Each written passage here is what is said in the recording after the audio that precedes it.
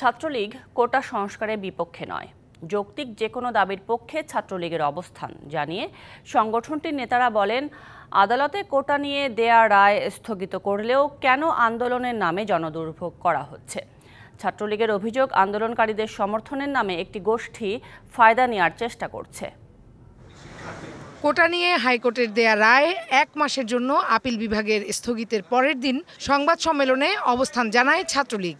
অবশ্যই কোটা ব্যবস্থার যৌক্তিক এবং একটি অন্তর্ভুক্তিমূলক সমাধান এদেশে আসবে। যে কোনো প্ল্যাটফর্মে শিক্ষার্থীদের মনের অভিপ্রায়গুলো, তাদের আশাগুলো, তাদের প্রত্যাশাগুলো তুলে ধরার মানসিকতাকে ধারণ করে।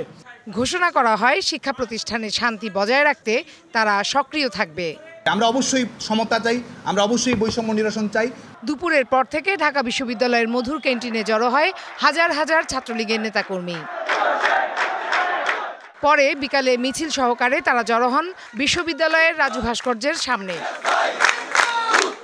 এ সময় নগদের কাছে সব গ্রাহকই প্রিয়, তাই তো সারা দেশে ক্যাশ আউট চার্জ সবচেয়ে কম। ছাত্রলীগের শীর্ষ নেতৃত্ব আন্দোলন বা কোটা সংস্কার নিয়ে তাদের অবস্থান জানান। একটি পক্ষ সাধারণ শিক্ষার্থী আর ছাত্রলীগের মধ্যে একটি সাংঘর্ষিক জায়গায় দাঁড় করে দেওয়ার চেষ্টা করছে।